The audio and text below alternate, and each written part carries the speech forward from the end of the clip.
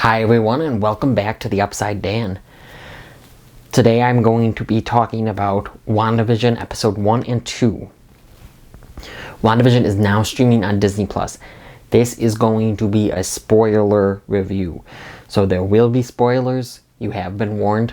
Please feel free to comment down in those comments and let me know what you thought of the show so far.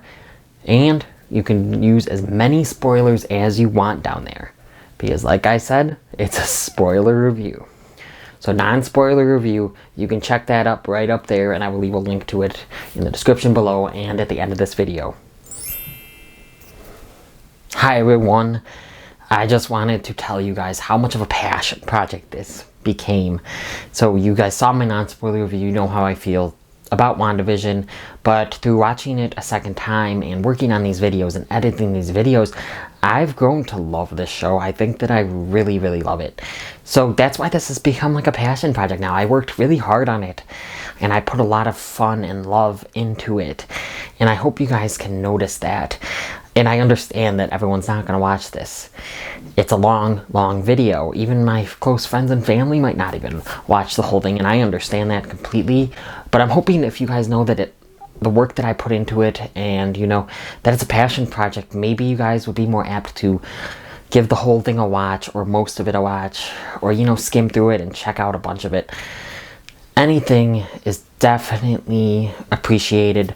Thank you so much, and please enjoy my passion project. I'm going to put time codes, you know, down in the description and probably pin a comment so you can skip to like, oh, the recap of episode 1, the recap of episode 2 if you want, and maybe my final thoughts. So just look down there for time codes if you're only interested in some of this. Or, you know, watch this whole video. I know it's long, but please enjoy. Let me just start off by saying it was amazing. Just really great to see the Marvel logo, the Marvel Cinematic Universe logo, the intro, you know, show up on my screen yet again. After a year and a half of not releasing new content, the MCU finally did it. I also really liked, you know, these 2 episodes. They have a lot of, you know, tributes to old sitcoms, as you know, like I Love Lucy, The Dick Van Dyke Show, and Bewitched. Those are the ones that are especially prevalent in the first 2 episodes. The first episode, let's get to the first episode first. For this video, I'm going to do like a recap, but also give you my thoughts throughout. So here we go. Episode 1, of course, it starts out with a theme song. And the theme song's an old-timey, you know, ode to the classic sitcoms like I Love Lucy. And this is a nice sitcom with a nice happy tune of Vision and Wanda driving up to their new house in their new town, all black and white, and, you know, moving into their house. And that is what this show starts with. And I actually thought that was very fun. It's very fun, you know, magical kind of feel. That's how this theme song feels. It's almost nostalgic. Another nostalgic part of this is the laugh track that they use, like they used at sitcoms of the past, and also, I mean, I believe sitcoms now. So, the laugh track I actually really liked, and it definitely obviously adds to the feel of this show, and the themes and the feel that they're going for in this show. Elizabeth Olsen and Paul Bettany, like I said in my non-spoiler review, play their characters to a T. It's very nice to see these characters again, even though it's different than we're normally used to. They're not only playing the characters of Wanda Maximoff and Vision, but they're playing them, kind of playing into the tropes of the classic sitcoms of this era. And it starts out with the 1950s. So the 1950s sitcom tropes, they play them very well here throughout this show. They're just really extraordinary. I think especially Elizabeth Olsen gives on a great performance here. They so they're their characters, like I said, they're their characters playing these characters. You see Scarlet Witch and Vision just in a sitcom, and I think that is very smart and new and bold. So the oddness of this movie, and of course the hijinks of the episode, start when Vision asks about what date is this. You know, on the calendar there's a heart on the date, and they both are not sure what this date is and why it's important to them and why they have a heart there. And Vision, and they make a joke about this, accompanied by the laugh track, which was great. Vision makes a joke about it, like, oh, I'm remembering everything, and that's not an exaggeration. I'm incapable of exaggerations. So I really liked that joke and the laugh track that accompanied it. But it starts the oddities of this show and the suspense of the show. You don't know why they forgot that part. What day is it? Why they don't remember, or they don't know. And especially Vision, why he doesn't remember. When he is a computer, he's supposed to remember everything. You know, this is when it really starts, and it shows that they really don't know anything about their past before this town. Of course, it also, and not remembering the date, also is going to add to some hijinks, some classic, stereotypical sitcom hijinks later in the episode, as I will get to. Okay, I want to get to another performance that I also mentioned, of course, in my non-spoiler review. Kathryn Hahn. I think Kathryn Hahn does extraordinary here. She feels like she is a character plucked straight out of these sitcoms of the past. She just plays this nosy neighbor so well. And, I mean, Kathryn Hahn is a funny actress. She really is. And just the way she talks, the way all these characters talk, and the way they sound and how they talk, just really adds to this atmospheric feel of this show, that it's a sitcom era show. And Kathryn Hahn is, like I said, a hoot, kind of just trying to use like old-timey language. She's just a hoot in some of these lines and the scenes. One of her first, lines in her first scene was, my mother-in-law was in town, so I wasn't. I thought that was just so funny, and it felt just like it was from that time. So another thing that kind of shows, what is so odd here, what is going on here. Of course we don't know, and this adds to the suspense, is Vision's job. Vision is at his work, but he doesn't really know what they actually do there, and either do the other characters. They don't give him a specific task that they do. He knows, what are we producing? The sheets. That's all they're producing. And it was very funny to see that. And of course, there's also references that we will think is funny as viewers, because we know Vision is not human. Like, Vision answers his boss, he's like, "Oh, I don't have a skeleton." We know why that's funny. And I really enjoyed that aspect of it. And just not knowing the job, not knowing what he's doing, just adds everything to this show. And it's one of the little glimpses that we get, and I actually like these little glimpses. I think it adds to the suspense and the intrigue, and we want to know what is going on. Yes, I know some people are going to want more, and like I said in my non-spoiler review, people are going to want more than these 2 episodes, because it doesn't answer that much. But I know that it will answer it as it goes on, and I think this could be a really good show by the end of it. That's why I kind of didn't give an official rating.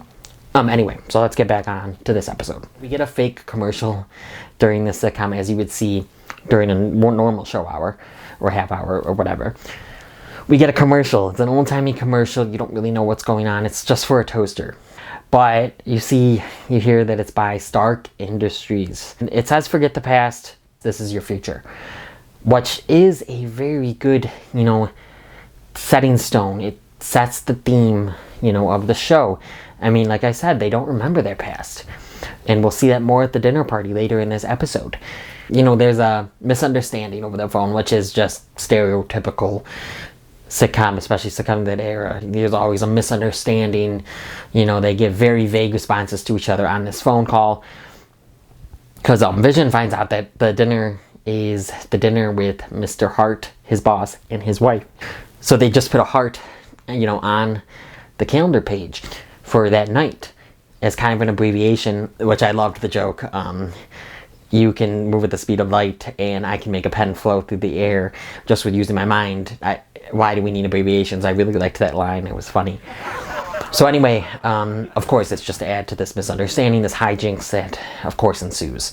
Wanda thinks that it's a romantic anniversary dinner that she's been planning with Kathryn Hahn now for Vision. And Vision now knows that it's a boss's dinner So it's, you know, it's funny. And then they get to the house and Vision goes into the kitchen, you know, look for Wanda. Wanda sneaks up behind the boss, Mr. Hart, and puts her, you know, hands over his eyes. She's wearing, you know, a nice dress for an anniversary dinner for her husband. And he turns around and then they make up this really funny joke that it's a Segovian thing. That's how they, you know, introduce themselves. That's how the host introduces herself at a party. And then later, you know, there's the joke about the Segovian dress. It's so Segovian. And then Mrs. Hart, she, at the end, she puts her hands over, you know, Wanda's and says, "Oh, bye," in European or something like that. So I thought that was really funny and a nice added touch because obviously we know Wanda is Sokovian. So it's kind of another Easter egg and it's just funny. I really liked that. But this dinner party scene, I cannot stop talking about it because it has so many important elements in it. First, it has, I mean, we've seen some of the effects earlier of things floating around, but it has a bigger sense of that with, you know, plates flying around her. Elizabeth Olsen, she's trying to make the dinner that Kathryn Hahn brought over. She's trying to make the dinner with her magic. They're trying not to let the Harts see. And I think the effects are pretty good here. And I think they did a good job making it look older than, you know, what we see in the MCU movies. It looks very good, I thought. The effects look good, but in black and white, they kind of look old-timey. And the first episode, I believe, was actually filmed in front of a live studio audience. So that was also cool. So I loved Vision distracting the Harts. You know, he sung to distract them from seeing Elizabeth Olsen. I don't know why I keep just calling her Elizabeth Olsen, but you know what I mean. Wanda floating up, you know, all the food and the plates and the dishes and everything. Take out the papers and the trash, or you won't get no spending cash. If you don't scrub the kitchen floor, you ain't gonna rock and roll no more. Yakety yak! Don't talk back. Okay, then we get down to the dinner scene, which I think we get our first really big, you know, reference to the oddities that are going around in this world or wherever or whatever is happening here.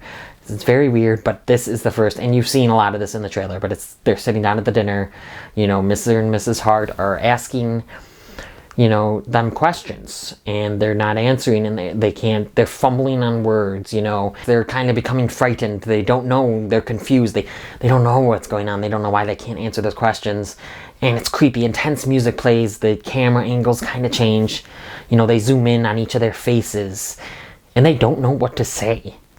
So another clue that something is not right here, and that, you know, they don't remember their past. It's a really kind of a tense scene, and this is kind of a scene that goes kind of into the creepy, suspenseful thriller, you know, kind of vein.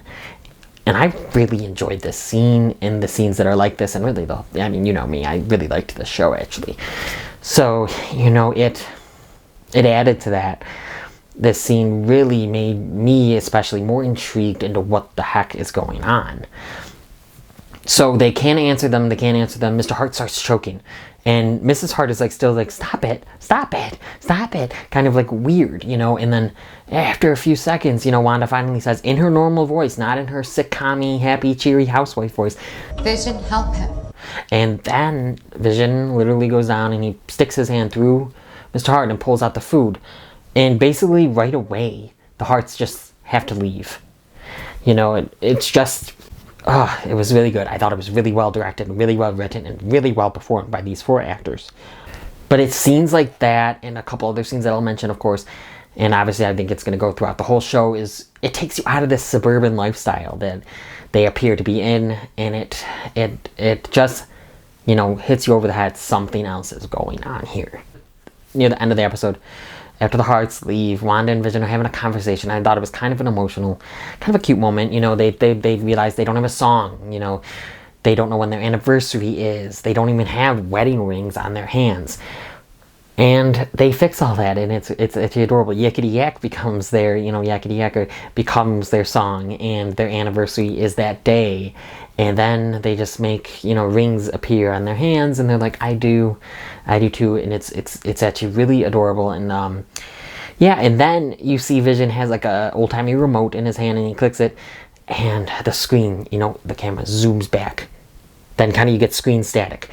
and it's someone else writing notes and watching them on a, it almost looks like, a surveillance TV more than a regular TV, but it is someone taking notes, and they have the remote, and then it's fake credits for the show, but then it's the real credits, which are much more serious, with more serious, music and serious visuals on the screen, for the actual show. So it's odd, and it definitely, it piqued my interest so much. The trailers already piqued my interest so much, because it's, like I said, something bold from the MCU, and I applaud them for that. It's something different. It's something bold. Nothing they never done before. Honestly, something most comic book anything really has never done before. So I definitely want to congratulate them on that. I think that they did a swell job with that. Now we get into the second episode.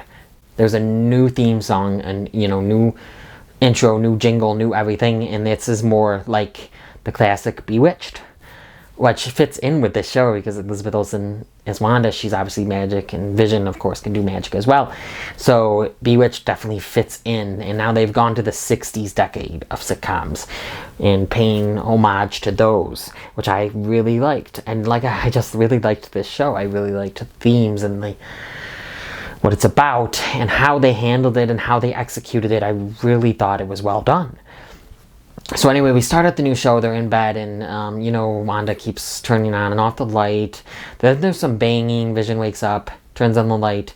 They both have some funny banter, and they're both kind of scared to look. But Wanda's like, almost like you're the man. You should be looking. He doesn't see anything outside. They get back in bed. They make the beds kind of go closer together, which is kind of a nice take on the trope, because back in the day, during sitcoms, a couple on screen they're not allowed to share a bed. So you see them not sharing a bed at first. They have two twin beds or whatever, and then she puts them together, and then she actually puts them together, like makes it into one bed, which I thought was good. And for me, at least, this is how I interpreted it. Maybe I'm wrong. I haven't heard anyone else say this, but I'm wondering if, it's another clue. It's modern time for them, really outside this world or whatever, where this mind thing, whatever's going on. Outside the world, it's modern time. It's our time. So putting the beds together kind of showed that they didn't have to have them apart like you did in the old sitcoms back in the 50s and the 60s. I could be onto something. I could be crazy. I don't know. But I actually believe that. I think that kind of was a clue. And the banging was also a clue. It's a tree branch. They just find it's a tree branch.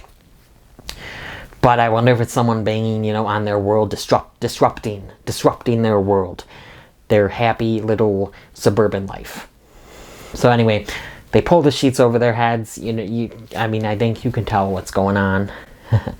And at the end of this episode, you will get a bigger understanding about what happened under those sheets.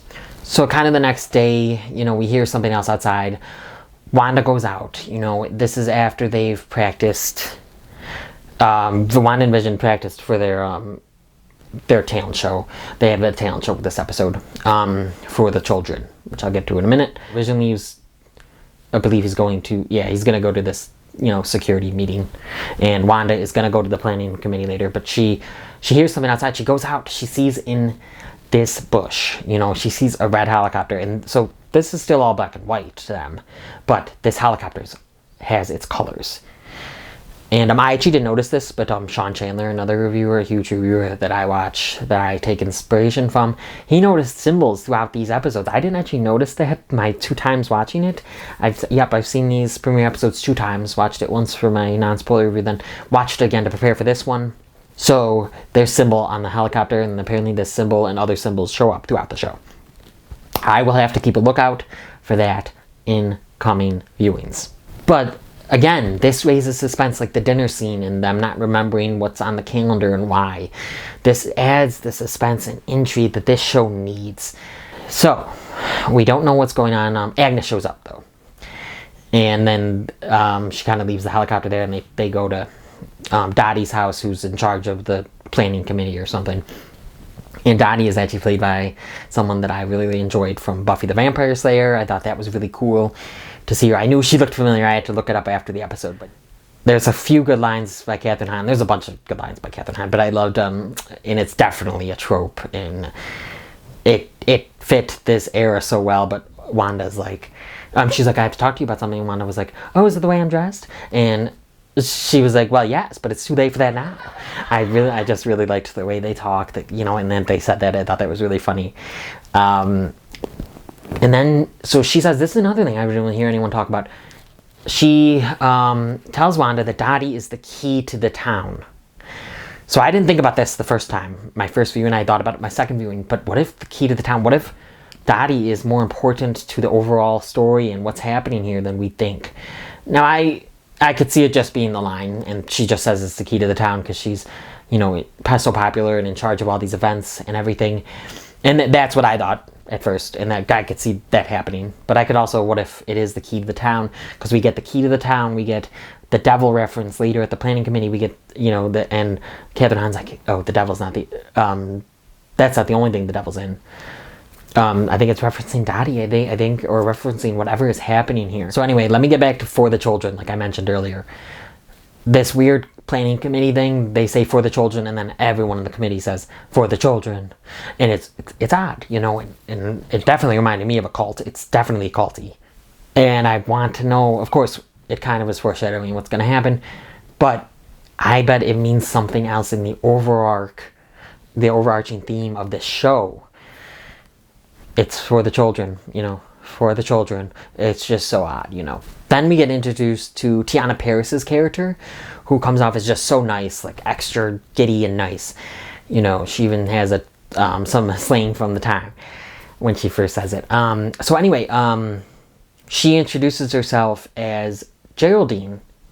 Now, we know from posters and everything, you know, we know this is confirmed. She's not Geraldine.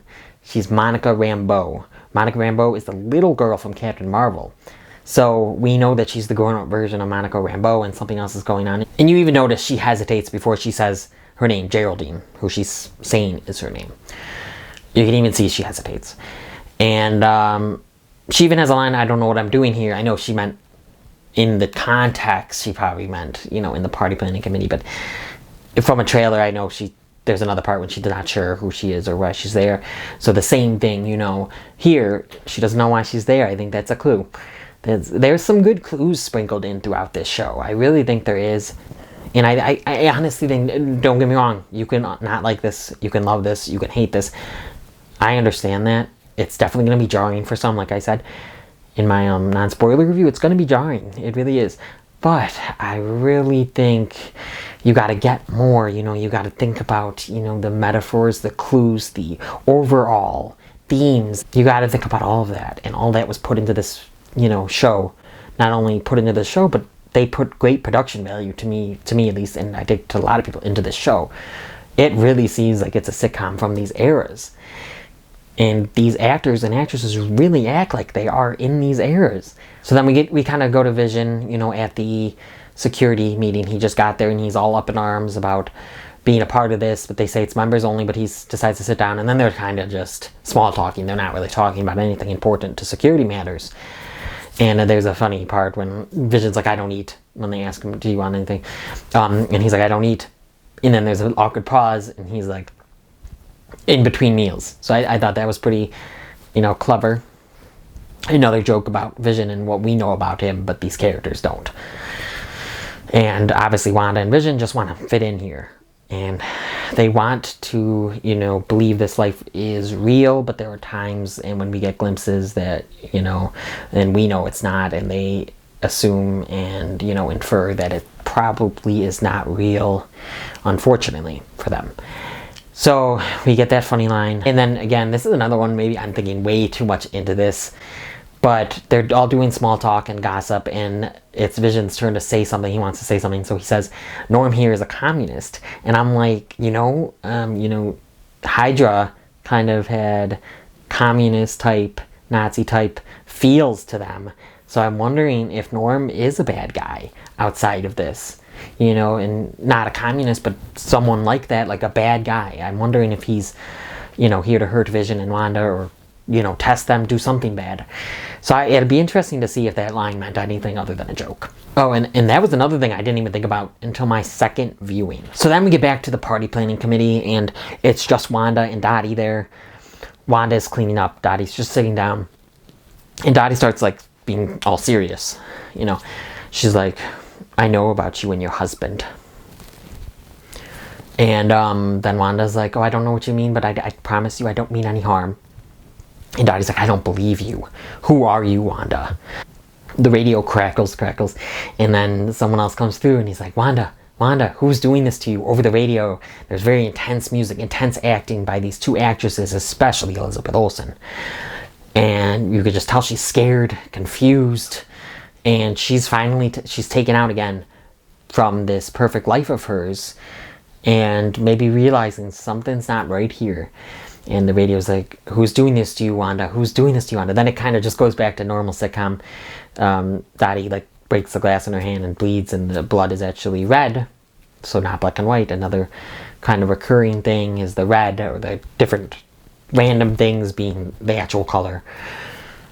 You know, and it intrigued me, of course, and it's another clue to that something, you know, isn't right here yet again. Also, this scene and the red helicopter scene, especially earlier when she finds the red helicopter in the bushes, this is giving me major Pleasantville, and of course the Truman Show with Jim Carrey. It's giving me those vibes. And I haven't seen Pleasantville in a while. I don't want to rewatch it, but it definitely gives you that kind of feel.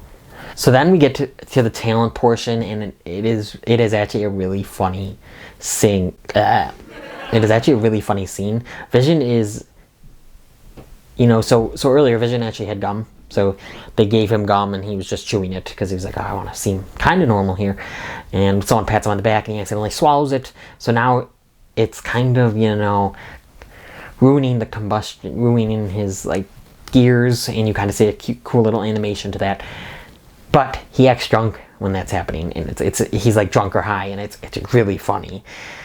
And Paul Bettany, you know, I gotta give him props. He gives him his all in this show, especially in this scene. He's really actually pretty funny. Him and Elizabeth Olsen work really great together, and they can be a nice comedic sitcom-y duo. So we get him at the talent show, but at the talent show though, he's not doing the fake magic tricks that they're supposed to be doing. He's using his real magic, and Wanda has to, you know, do things to explain it. She uses her magic to kind of make the illusion real, and not real, but to make it look like an illusion, and that, you know, they have reasons, explainable reasons for how they did this stuff. So it was very, you know, cool hijinks. And towards the end, Vision puts his hat through himself with his like powers, and then Wanda reveals that there are mirrors behind the curtain, and one of the characters is like, "Is that how mirrors work?" And I thought that was very funny, you know, delivery of the line. It's really funny. And then Kathryn Hahn, of course, with her remarks about her husband throughout these episodes is also really, you know, intriguing and, you know, funny. After the talent show, they actually get the reward for funniest because they've never seen anything like this. And then they go home. So at home, Wanda says, and I need to get popcorn for the children. She stands up and she's pregnant. She's really pregnant out of nowhere. And another, you know, callback to the for the children scenes. And I was like, yes. And we saw it in the trailer. We saw them with kids at least in the trailer, and if you're familiar with the comics, which I'm not totally familiar with the comics, but I know some things about Wanda and Vision's relationship, and I know their kids are important. So anyway, she's pregnant, and then you hear a bang outside, and they go outside to check it out. And this kind of reminded me of some Stranger Things stuff. Maybe I'm the only one, but someone comes out of the manhole, and they're in a beekeeper suit, and they just look at him, and it's creepy. Very intense music, intense acting, great performances on these actors' parts. And, you know, Elizabeth Olsen's Wanda, she's scared. She's mad. She's not happy that this is happening. And again, in her normal voice, she's just like, no, to the beekeeper. She's just like, no. And then it kind of rewinds back time. They're back inside. She's pregnant, and they kiss, and there's no bang. And then Vision starts to turn into Technicolor. He turns into his color, and then they look around, and the whole, you know, set is turning into color, from black and white to color. And I thought that was a really well done scene. And then they look outside, they're holding hands, and I thought it was a really, good way to end the second episode, but at the same time, like I said, I think people are going to want more after these 2 episodes.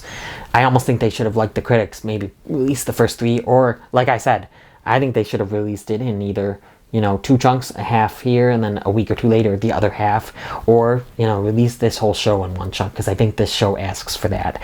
My theory is nothing new. It's actually a really popular theory out there. But I think that Wanda is trying to save her Vision in her head because obviously, as you saw, spoilers, in Infinity War, he died. In Endgame, you saw he did not come back. So, she's trying to save her this perfect suburban married life with the love of her life. She's trying to save her that in her mind.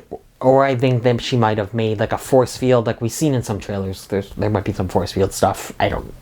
So anyway, she might have savored that in this town, is either in her mind or she made this town, and everyone sees it. And well, no. So not it if you're in the dome. So she made this town, and I think that anyone that comes in to try to either help or hurt them, it's almost like she's making them be a character. And yes, there are times when we get glimpses of what it's really like, and it's times they're taken out of this life, but I think that in that dome, these characters, like Kathryn Hahn's character, whoever she really is, Monica Rambeau's character, whoever she really is, they have to act like these happy-go-lucky sitcom neighbors and friends and enemies. They have to act like that. And I think Wanda's making them act like that. That's my theory. And how I'm going to explain like the who's doing this to you, Wanda part with the radio. I think that maybe they think, some people on the outside maybe think that somebody is doing this to Wanda, but I think Wanda's just doing it so she can live her happy, perfect life with the love of her life. She's lost so much in her life. She's lost family. She's lost her brother, and she's lost Vision. I mean, really twice in a row while she was fighting off one of the strongest Titans in the world. She lost Vision and she had to watch it again. And that's just so sad. And then even another blow is kind of an Endgame. I know it's a different timeline, Thanos, but Thanos doesn't even remember her. And obviously, and like I said, it's a different timeline, Thanos, so of course he doesn't know her or remember her. But it's kind of a blow to her, like, oh, you killed my love of my life and you don't even remember me. That's how I took that. And that's not confirmed, that's not said, I just thought about that. But anyway, this is my theory about WandaVision, and I'm looking forward to seeing more and seeing how that theory or how anything that's actually happening, how it plays out in the future. We just don't know what to expect. I'm glad to see Marvel back after a year and a half of nothing MCU. I'll obviously be watching this whole show, and I do recommend it to the MCU fan, but at the same time, I think some MCU fans, or even non-fans, they're not gonna like it that much. They might be, taken back by such a different, take on a story. They're used to these, iconic, big action set pieces, and they're not getting it in this show, at least in the first 2 episodes. Although they've said that this is gonna have more visual effects than Endgame, which I'm looking forward to seeing how that gets pulled off. But anyway, I think some fans are gonna be, a little taken out of this. But I still recommend it. I think you should definitely check it out. And honestly, some people, maybe you're just better off waiting until the whole season is released. Which, like I said, I wish that they just released the whole season. Just wait until the whole season is released and just, binge watch it like you normally would, like we're normally used to on most streaming services. Regardless, though, I'm super, super excited to see what this store has in store. Regardless of that, I am super, super excited to see what this show has in store in the upcoming installments. So please check back every week for my reviews on WandaVision. If you liked that long spoiler review, you can check out anything around here, and I'm sure you'll like it. Here's the non-spoiler one. So anyway, please subscribe, like my videos, comment on them, the whole shebang, and come to the Upside Dan.